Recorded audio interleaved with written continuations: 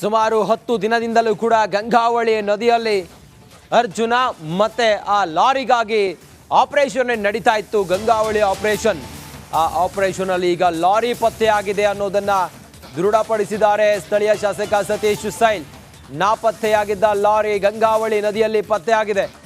Truck ಪತ್ತೆ ದೃಢಪಡಿಸಿದ್ದಾರೆ ಶಾಸಕ ಸತೀಶ್ ಸೈಲ್. ಕೇರಳ ಮೂಲದ ಚಾಲಕ ಅರ್ಜುನ್ ಇದ್ದ ಟ್ರಕ್ ಅದು. ಗುಡ್ಡ ಕುಸಿದಾಗ ಲಾರಿ ನದಿಯಲ್ಲಿ 30 ಮೀಟರ್ ಅಂತರದಲ್ಲಿ ಲಾರಿ ಟ್ರಕ್ ಸಿಕ್ಕಾಕೊಂಡಿತ್ತು. ಈಗ ಟ್ರಕ್ ಪತ್ತೆಯಾಗಿದೆ.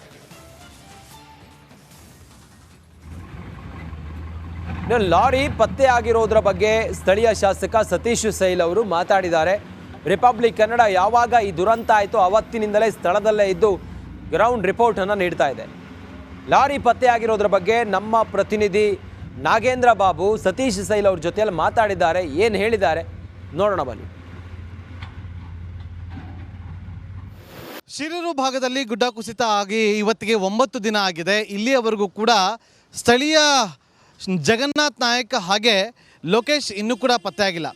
2 ದಿನದ ಹಿಂದೆ ರಿಪಬ್ಲಿಕ್ ಕನ್ನಡ ತಂಡ ಜಗನ್ನಾಥ್ ನಾಯಕ್ ಕುಟುಂಬವನ್ನು ಭೇಟಿ ಮಾಡಿ ಮಾತನಾಡಿಸುವಂಥ ಕೆಲಸವನ್ನು ಮಾಡಿತ್ತು. ಆ ಸಂದರ್ಭದಲ್ಲಿ ನಮಗೆ ಏನಾದರೂ ಒಂದು ಕೆಲಸ ಸಿಕ್ಕಿದ್ರೆ ತುಂಬ ಒಳ್ಳೆಯದು ಅನ್ನುವ ಮಾತನ್ನು ರಿಪಬ್ಲಿಕ್ ಕನ್ನಡ ಕ್ಯಾಮ್ರಾ ಮುಂದೆ ಅವರು ತಮ್ಮ ಅಳಲನ್ನು ವ್ಯಕ್ತಪಡಿಸಿದರು. ಈ ವಿಚಾರವನ್ನು ನಾವು ಇದೇ ಭಾಗದ ಶಾಸಕರಾಗಿರುವಂಥ ಸತೀಶ್ ಸೈಲ್ ಅವರ ಗಮನಕ್ಕೆ ತಂದಿದ್ವಿ. ಸ್ಥಳೀಯ ಶಾಸಕರಾಗಿರುವಂಥ ಸತೀಶ್ ಸೈಲ್ ಅವರಿದ್ದಾರೆ, ಅವ್ರನ್ನ ಮಾತಾಡ್ತಾ ಹೋಗ್ತೀನಿ. ಸತೀಶ್ ಸೈಲ್ ಅವರೀಗ ಜಗನ್ನಾಥ್ ನಾಯಕ ಪುತ್ರಿಗೆ ಕೆಲಸದ ವಿಚಾರವಾಗಿ ಯಾವ ನಿರ್ಧಾರವನ್ನು ತಗೊಂಡಿದ್ದೀರಿ? ನೋಡಿ, ರಿಪಬ್ಲಿಕ್ ನಿಮ್ಮದು ಕನ್ನಡ ಟಿ ವಿ ಏನು ಉಂಟಲ್ಲ, ಭಾಳ ಒಳ್ಳೆಯ ಕೆಲಸ ಮಾಡ್ತಾಯಿದೆ ಅಂತ ಹೇಳ್ತಾನೆ. ಯಾಕಂತೇಳಿದ್ರೆ ಒನ್ ಬೈ ಒನ್ ನೀವು ಪ್ರತಿ ದಿವಸ ಪ್ರತಿ ಒಂದು ಕಡೆಗೆ ಹೋಗಿ ಅಲ್ಲಿರುವ ಕಷ್ಟ ಸುಖಗಳನ್ನು ಅರ್ಥಕೊಂಡು ನಮ್ಮ ಹತ್ರ ತಂದು ನಮ್ಮ ಹತ್ರ ಜವಾಬ್ದಾರಿಯಿಂದ ಕೆಲಸ ಮಾಡ್ಕೊಳ್ತಾ ಇದ್ದೀರಿ. ಭಾಳಷ್ಟು ಸಂತಸ ತಂದಿದೆ. ಅದೇ ಪ್ರಕಾರ ವಿಶೇಷವಾಗಿ ಜಗನ್ನಾಥ್ ಇವರ 3 ಮಕ್ಕಳು ತಮ್ಮ ಹತ್ರ ಬಂದು ಒಂದು ಮಾತನ್ನು ಹೇಳಿದೆ ಅಂತ ಹೇಳಿದ್ರೆ, ಪಲ್ಲವಿ ನಾಯ್ಕ್, ಜಗನ್ನಾಥ್ ನಾಯ್ಕ್ ಇವಳು BCom ಓದಿದ್ದಾಳೆ. ಇವಳು ಎಲ್ಲ ಮಕ್ಕಳು ಇವರ ಫ್ಯಾಮಿಲಿಯ ಮಕ್ಕಳು ತಂದೆಯ ಮೇಲೆ ಮತ್ತಷ್ಟು ಮಾಹಿತಿಯೊಂದಿಗೆ ನಮ್ಮ ಉತ್ತರ ಕನ್ನಡ ಜಿಲ್ಲೆಯ ಪ್ರತಿನಿಧಿ ಶೇಷಗಿರಿ ಮುಂಡಳ್ಳಿ ಈಗ ನೇರ ಸಂಪರ್ಕದಲ್ಲಿ ಜಾಯಿನ್ ಆಗಿದ್ದಾರೆ. ಶೇಷಗಿರಿ, ಟ್ರಕ್ ಪತ್ತೆ ಆಗಿರೋದ್ರ ಬಗ್ಗೆ ದೃಢಪಡಿಸಿದ್ದಾರೆ. ಆ ಟ್ರಕ್ನ ಒಳಗಡೆ ಅರ್ಜುನ್ ಇದ್ದಾರೆ ಅನ್ನೋದ್ರ ಬಗ್ಗೆ ಏನಾದರೂ ಮಾಹಿತಿ ಸಿಕ್ಕಿದೆಯಾ?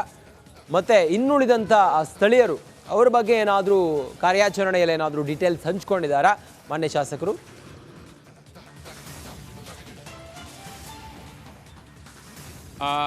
ಹೌದು ರಂಜಿತ್, ಉತ್ತರ ಕನ್ನಡ ಜಿಲ್ಲೆಯ ಶಿರೂರು ಘಟನೆಗೆ ಸಂಬಂಧಪಟ್ಟಂತೆ ಈಗಾಗಲೇ 10ನೇ ದಿನದ ಕಾರ್ಯಾಚರಣೆ ಮುಂದುವರೆದಿದೆ. ಇವತ್ತು ಬೆಳಿಗ್ಗೆಯಿಂದ ಈಗಾಗಲೇ ಕಾರ್ಯಾಚರಣೆಯನ್ನು ನಡೆಸಲಾಗಿದೆ. ಬಹಳ ಪ್ರಮುಖವಾಗಿ ನಿವೃತ್ತ ಮೇಜರ್ ಇಂದ್ರಪಾಲ್ ಅವರ ನೇತೃತ್ವದಲ್ಲಿ ಇವತ್ತು ಡ್ರೋನ್ಗಳ ಮೂಲಕ ಗಂಗಾವಳಿ ನದಿಯಲ್ಲಿ ಶೋಧ ಕಾರ್ಯವನ್ನು ಮಾಡಿದ್ದಾರೆ.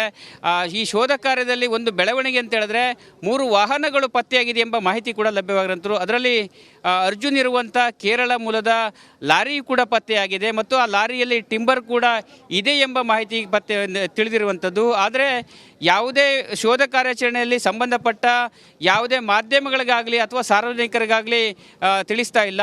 ಯಾಕಂತೇಳಿದ್ರೆ ಶೋಧ ಕಾರ್ಯಾಚರಣೆಯಲ್ಲಿ ಯಾವುದೇ ಅಡೆತಡೆಗಳು ಬರಬಾರ್ದು ಮತ್ತು ಎಲೆಕ್ಟ್ರಾನಿಕ್ ವಸ್ತುಗಳು ಮತ್ತು ಡಿವೈಸ್ಗಳನ್ನು ತೆಗೆದುಕೊಂಡಾದಲೇ ಡ್ರೋನ್ ಒಂದು ಶೋಧಕ್ಕೆ ಅಡೆತಡೆ ಉಂಟಾಗುತ್ತೆ. ಈ ಒಂದು ಕಾರಣಕ್ಕೆ ನಿರ್ಬಂಧನೂ ಕೂಡ ಹೇರಲಾಗಿದೆ. ಆದರೆ ಸ್ಕ್ಯಾನಿಂಗ್ ಸಂದರ್ಭದಲ್ಲಿ ಕೂಡ 3 ವಾಹನಗಳ ಪತ್ತೆಯಾಗಿರೋದು ಖಚಿತ ಆಗಿದೆ. ಇನ್ನೇನು ಕೆಲವೇ ಹೊತ್ತಿನಲ್ಲಿ ಸಂಬಂಧಪಟ್ಟ ಜಿಲ್ಲಾಧಿಕಾರಿಗಳಾಗಬಹುದು ಅಥವಾ ಪೊಲೀಸ್ ವರಿಷ್ಠಾಧಿಕಾರಿಗಳಾಗಬಹುದು ಮತ್ತು ಶಾಸಕರು ಕೂಡ ಮಾಹಿತಿಯನ್ನು ನೀಡ್ತಾರೆ. ಈಗಾಗಲೇ ಒಂದು ಹಂತದ ಪ್ರಕಾರ ನಮಗೆ ಪ್ರಾಥಮಿಕ ಮಾಹಿತಿ ಬಂದ ಪ್ರಕಾರ ಈಗಾಗಲೇ ಟ್ರಕ್ ಗಂಗಾವಳಿ ನದಿಯ ಭೂಕುಸಿತದ ಸ್ಥಳದಿಂದ ನದಿಯ ಅಂಚಿನಲ್ಲಿ ಪತ್ತೆ ಆಗಿದೆ, ಅಲ್ಲೇ ಇದೆ ಎಂಬ ಮಾಹಿತಿ ಕೂಡ ನಮಗೆ ಕಾರವಾರ ಶಾಸಕರು ಕೂಡ ದೃಢಪಡಿಸಿರುವಂಥದ್ದು. ಒಟ್ಟಿನಲ್ಲಿ ಕೇರಳ ಮೂಲದ ಅರ್ಜುನ್ ಕೂಡ ಲಾರಿಯಲ್ಲಿ ಇದ್ದಿರಬಹುದ ಶಂಕೆ ಕೂಡ ವ್ಯಕ್ತವಾಗಿದೆ. ಯಾಕಂದ್ರೆ ಈಗಾಗಲೇ ಸಂಬಂಧಪಟ್ಟ ನಾಪತ್ತೆಯಾದವರ 7 ಜನರ ಮೃತದೇಹ ಪತ್ತಾಗಿದೆ. ಇದುವರೆಗೂ ಅರ್ಜುನ್. ಓಕೆ, ಥ್ಯಾಂಕ್ ಯು ನಿಮ್ಮೆಲ್ಲ ಮಾಹಿತಿಗಾಗಿ. ನೋಡಿ, ಭಾರತ್ ಬೆಂಜ್ ಕಂಪನಿಯ ಆ ಲಾರಿ ಮೊನ್ನೆ ಗುಡ್ಡ ಕುಸಿದಾಗ ಕಾಣೆಯಾಗಿತ್ತು. ಅಂದರೆ ಗುಡ್ಡ ಕುಸಿದಾಗ ಗುಡ್ಡದ ಅಡಿಗಡೆ ಸಿಲುಕಾಕೊಂಡು ಗಂಗಾವಳಿ ನದಿಯಲ್ಲಿ ಕುಚ್ಕೊಂಡು ಹೋಗಿತ್ತು. ಇವತ್ತದು ಸಿಕ್ಕಿದೆ ಅನ್ನೋದ್ರ ಬಗ್ಗೆ ಲಾರಿ ಮಾಲೀಕ ಈಗ ಹೇಳಿದ್ದಾರೆ. ಭಾರತ್ ಬೆಂಜ್ ಟ್ರಕ್ನಿಂದ ತೇಲಿ ಹೋಗಿದ್ದಾವೆ ದಿಮ್ಮಿಗಳು. ಆ ಟ್ರಕ್ನಲ್ಲಿ ದಿಮ್ಮಿಗಳಿದ್ವು, ಅದೆಲ್ಲವೂ ಕೂಡ ತೇಲ್ಕೊಂಡು ಹೋಗಿದೆ. 3 ಕಿಲೋಮೀಟರ್ ದೂರ ತೇಲಿ ಹೋಗಿರುವ ಮರದ ದಿಮ್ಮಿಗಳನ್ನು ಪರಿಶೀಲಿಸಿದ್ದಾರೆ ಕೇರಳದ ಟ್ರಕ್ ಮಾಲೀಕರು. ಹೌದು, ಇದು ನಮ್ಮದೇ ಗಾಡಿ, ನಮ್ಮ ಗಾಡಿಯಲ್ಲಿ ಟ್ರಕ್ ಹೋಗ್ತಾ ಇತ್ತು ಅನ್ನೋದ್ರ ಬಗ್ಗೆ, ಟ್ರಕ್ನಲ್ಲಿ ದಿಮ್ಮಿಗಳಿತ್ತು ಅನ್ನೋದ್ರ ಬಗ್ಗೆ. ಇನ್ನು ಲಾರಿ ಮಾಲೀಕರು ರಿಪಬ್ಲಿಕ್ ಕನ್ನಡಕ್ಕೆ ಎಕ್ಸ್ಕ್ಲೂಸಿವ್ ಆಗಿ ಮಾತಾಡಿದ್ದಾರೆ. ಏನು ಹೇಳಿದ್ದಾರೆ ಅನ್ನೋದನ್ನು ಮೊದಲು ನೋಡೋಣ ಬನ್ನಿ. ಉತ್ತರ ಕನ್ನಡ ಜಿಲ್ಲೆಯ ಶಿರೂರಿನ ಭೂಕುಸಿತದ ಘಟನೆಗೆ ಸಂಬಂಧಪಟ್ಟಂತೆ ಈಗಾಗಲೇ ಸಂಬಂಧಪಟ್ಟಂಥ ರಕ್ಷಣಾ ತಂಡಗಳು ಶೋಧ ಕಾರ್ಯಾಚರಣೆಯನ್ನು ಚುರುಕುಗೊಳಿಸಿದ್ದಾರೆ. ಈಗಾಗಲೇ ನಿವೃತ್ತ ಮೇಜರ್ ಬಾಲನ್ ಅವರ ನೇತೃತ್ವದಲ್ಲಿ ಈಗಾಗಲೇ ಕಾರ್ಯಾಚರಣೆ ನಡೆದಿರುವಂಥದ್ದು. ಈಗಾಗಲೇ ಸ್ಥಳದಲ್ಲಿ ಕೂಡ 3 ಲಾರಿಗಳು ಕೂಡ ಪತ್ತೆಯಾಗಿದೆ ಎಂಬ ಮಾಹಿತಿ ಕೂಡ ಲಭ್ಯವಾಗಿರುವಂಥದ್ದು. ಅದರಲ್ಲೂ ಬಹಳ ಪ್ರಮುಖವಾಗಿ ಕೇರಳ ಮೂಲದ ಅರ್ಜುನ್ ಇರುವಂಥ ಟ್ರಕ್, ಭಾರತ್ ಬೆಂಜ್ ಟ್ರಕ್ ಕೂಡ ಪತ್ತೆಯಾಗಿದೆ. ಇದಕ್ಕೆ ಸಂಬಂಧಪಟ್ಟಂತೆ ಆ ವಾಹನದಲ್ಲಿರುವಂಥ ಟಿಂಬರ್ಗಳು ಕೂಡ ಪತ್ತೆ ಹಚ್ಚಲು ಟಿಂಬರ್ಗಳನ್ನು ಕೂಡ ಗುರುತು ಮಾಡಿರುವಂಥದ್ದು. ಸರ್, ಮೊದಲನೇದಾಗಿ ನಿಮ್ಮ ಹೆಸರೇನು ಸರ್? ಫಸ್ಟ್ ಆಫ್ ಆಲ್ ಗುರುತು ಮಾಡಿದೆ ಅಂತ ಕನ್ಫರ್ಮ್ ಮಾಡಲಿಕ್ಕೆ ಆಗಿಲ್ಲ, ಟೈಮ್ ಆಗಿಲ್ಲ. ಯಾಕಂದರೆ ಅದು ಒಫಿಷಿಯಲಿ ಹೇಳಲಿಕ್ಕಿರೋದು. ಯಾಕಂತ ಹೇಳಿದ್ರೆ ನಮಗೆ ಅದು ಯಾವುದ್ರದ್ದು ಸಿಪ್ಪೆಯನ್ನು ನೋಡಿಲ್ಲ, ಆ ಕೇಸಿಯ ಮರ ಯಾವುದು ಅಂತಲೂ ಕನ್ಫರ್ಮ್ ಇಲ್ಲ. ಅದ್ರ ಮೇಲ್ಗಡೆ ಒಂದು ಮಾರ್ಕಿಂಗ್ ಇದೆ ಬಿಟ್ಟು ಅದು P1 ಅಂತ ಇದೆ ಅಷ್ಟೇ. ಅದು ಇದು ಟ್ಯಾಲಿ ಏನೋ ಬೇರೆಯವ್ರು ಬರ್ತಿದ್ದೋ ಏನೋ ಅಂತ ಗೊತ್ತಿಲ್ಲ. ಒಟ್ಟು ನೋಡೋಣ, ಅವರು ಒಫಿಷಿಯಲಿ ಹೇಳಬೇಕಿರೋದು ವಿಷಯ. ಅದು ಎಷ್ಟು ಪ್ರಮಾಣದ ಕಟ್ಟಿಗೆ ಇರ್ಬೋದು ಅಂದಾಜು? 4 ಪೀಸ್ ಇದೆ. ಈಗ ಬಂದಿದ್ದು ಅಲ್ಲಿ 4 ಪೀಸ್ ಅಷ್ಟೇ. ಅದು ಅಲ್ಲಿಂದ ಬಂದಿದ್ದು ಒಂದು 23-24 ಟನ್ ಬರ್ಬೋದು. ಈಗ 4 ಟನ್ನು ಲಾರಿಯಲ್ಲಿ ಇದ್ದದನ್ನು ನೋಡಿದ್ರಾ ಅಥವಾ ಹಿಂಗೆ ಅಂತೇಳಿ? ಯಾವುದು ಲಾರಿಯಲ್ಲಿ ಇರುವುದಂತ ನೋಡಿದ್ರಾ ಅಥವಾ ಮೇಲ್ಗಡೆ ತೇಲು ಬಂದಿದೆಯಾ ಅಥವಾ ತೆಗೆದಿದ್ದಾರೆ, ಓಪನ್ ಆಗಿದೆಯಾ ಅಥವಾ ಹೆಂಗೆ? ಇಲ್ಲಿಂದೆಲ್ಲ ನೋಡಿದ್ದು 12 ಕಿಲೋಮೀಟ್ರ್. ಈಗ ಸ್ಪೋರ್ಟಿಂದ ಒಂದು 12 ಕಿಲೋಮೀಟ್ರ್ ಆ ಕಡೆ ಹೋಗಿ ಒಂದು ಮನೆಯಲ್ಲಿ ಅವರು ನೀರಲ್ಲಿ ಹೋಗ್ತಾ ಇರೋದು ತೆಗ್ದಿಟ್ಟಿದೆ ಅಂತ ಅವರು ಹೇಳ್ತಾ ಇರೋದು ಅಷ್ಟೇ. ಇವತ್ತಲ್ಲ, ನಿನ್ನೆ ಸಾಯಂಕಾಲ ಅಷ್ಟರೊಳಗೆ ಇಲ್ಲಿ ಗಾಡಿ ಸಿಕ್ತು ಅಂತ ನಾವು ಓಡು ಬಂದಿದ್ದರು. ಮತ್ತು ಆಮೇಲೆ ಇದೇನು ಸುದ್ದಿ ಬಂದಿಲ್ಲಲ್ಲ ಅವರಿಗೆ. ನಾನೀಗ ಪೊಲೀಸ್ ಅವರಿಗೆ ಇನ್ಫಾರ್ಮ್ ಮಾಡಿದೆ, ಅವ್ರು ಬೆಳಿಗ್ಗೆ ಫೋನ್ ಮಾಡಬೇಕಾದ್ರೆ. ಈಗ ಮತ್ತೆ ಇನ್ನೊಂದು ಸತಿ ಒಫಿಷಿಯಲಿ ಹೇಳಬೇಕು. ಯಾಕಂತ ಹೇಳಿದರೆ ಅವ್ರಿಗೆ ಗೊತ್ತಿದೆಯಲ್ವ ಅಂತ ಫೋನಲ್ಲಿ ಮಾತಾಡಿದ್ದಷ್ಟೇ ಬಿಟ್ಟು. ಓಕೆ. ಈಗ ಆ ಲಾರಿಯಲ್ಲಿ ಸಾಧಾರಣ ಒಂದು 23 ಟನ್ನು ಕಟ್ಟಿಗೆ ಇದೆ ಅಂತ ಹೇಳಿದ್ರೆ, ಈಗ ಅರ್ಜುನ್ ಕೂಡ ಅದೇ ಲಾರಿಯಲ್ಲಿ ಇರ್ಬೋದು, ಬಹುತೇಕ ಅದರಲ್ಲಿ ಲಾರಿಯಲ್ಲಿ ಇರ್ಬೋದು. ಬಹುತೇಕ ಅವರು ಜೀವಂತವಾಗಿ ಬರಲಿ ಅಂತ ನಾವು ಕೂಡ ಆಶಾಭಾವನೆ ಇಟ್ಕೊಳ್ತೇವೆ. ಮತ್ತು ಇವತ್ತು ಆ ಸ್ಥಳದಲ್ಲಿ 3 ಲಾರಿ ಪತ್ತೆಯಾಗಿದೆ ಅಂತ ಹೇಳೋ ಮಾಹಿತಿ ಇದೆ. ಏನಾದರೂ ಬೇರೆ ಲಾರಿಗಳಿದೆಯಾ ಅಥವಾ ಟಿಂಬರ್ ತುಂಬಿರುವಂಥದ್ದು ಅಥವಾ ಬೇರೆ ವಾಹನಗಳಿರೋ ಬಗ್ಗೆ? ಸರ್, ಇದ್ರ ಬಗ್ಗೆ ಯಾವ ಇನ್ಫಾರ್ಮೇಷನ್ ಇಲ್ಲ. ಯಾಕಂತೇಳಿ ಫಸ್ಟಿಂದ ನಮಗೆ ಗೊತ್ತಿದ್ದರೆ ನಾವು ಇದೇ ಜಾಗ ಅಂತ ತೋರಿಸ್ಬೋದಾಗಿತ್ತು. ಆ್ಯಕ್ಚುಲಿ ನಮಗೆ ಅದ್ರ ಬಗ್ಗೆ ಏನು ಗೊತ್ತಿಲ್ಲಲ್ಲ, ಎಷ್ಟು ಗಾಡಿ ಹೋಗಿದೆ ಅಂತ. ಏನು ಊರವ್ರು ಹೇಳೋದು ಮಾತ್ರ ನಾವು ಎಲ್ಲರೂ ಈಗ ಪೊಲೀಸ್ ಯಾರಾಗಲಿ ಅವರು ಕೇಳ್ತಾ ಇರೋದು. ಈ ಊರವ್ರು ಏನು ಹೇಳ್ತಾ ಇದೆ, ಇಲ್ಲ ಸ್ಪಾಟಲ್ಲಿ ಯಾರಿದೆ ಅಂತ ನೋಡ್ಕೊಂಡಲ್ಲ. ನನಗೂ ಅದ್ರ ಬಗ್ಗೆ ಭಾಳ ಮಾಹಿತಿ ಇಲ್ಲ. ಇದು ವಾಹನದ ಟಿಂಬರ್ಗೆ ಸಂಬಂಧಪಟ್ಟಂಥವ ಮುಬೀನ್ ಅವರು ಹೇಳುವಂಥ ಮಾತು. ಒಟ್ಟಲ್ಲಿ ಅರ್ಜುನ್ ಇರುವಂಥ ಲಾರಿ ಈಗಾಗಲೇ 100ಕ್ಕೆ 100ರಷ್ಟು ಪತ್ತೆಯಾಗಿದೆ. ಮತ್ತು ಆ ವಾಹನದಲ್ಲಿ ಇಲ್ಲಿರುವಂಥ ಟಿಂಬರ್ ಸ್ವಲ್ಪ ದೂರದಲ್ಲಿರುವ ಒಂದು ನದಿಯಲ್ಲಿ ಪತ್ತೆಯಾಗಿದೆ. ಅದನ್ನು ನಾವು ಈಗಾಗಲೇ ಫೈಂಡ್ ಔಟ್ ಮಾಡಿದ್ದೇವೆ. ಆದರೆ ಬಹುತೇಕ ಸಂಬಂಧಪಟ್ಟ ಅಧಿಕಾರಿಗಳು ಖಚಿತಪಡಿಸುವವರೆಗೂ ನಾನು ಏನು ಹೇಳಲು ಸಾಧ್ಯವಿಲ್ಲ ಎಂಬ ಅಭಿಪ್ರಾಯವನ್ನು ವ್ಯಕ್ತಪಡಿಸಿರುವಂಥದ್ದು. ಕ್ಯಾಮ್ರಾ ಪರ್ಸನ್ ಕಿಶನ್ ಗುರು ಜೊತೆ ನಾನು ಶೇಷಗಿರಿ ಮುಂಡಳ್ಳಿ, ರಿಪಬ್ಲಿಕ್ ಕನ್ನಡ, ಕಾರವಾರ.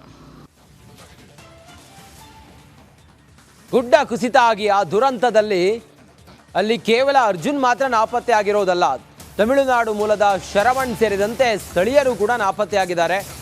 ಶಿರೂರು ಗುಡ್ಡ ಕುಸಿತದಲ್ಲಿ ಮತ್ತೋರ್ವ ನಾಪತ್ತೆ ಆಗಿದ್ದಾನೆ. ತಮಿಳುನಾಡು ಮೂಲದವ ಶರವಣ್ಣ ಅಂತೇಳಿ ತಿಳಿದು ಬಂದಿದೆ. ಈತ ಟ್ಯಾಂಕರ್ನ ಚಾಲಕ ಅನ್ನೋದು ಈಗ ಮಾಹಿತಿ ಸಿಕ್ಕಿದೆ.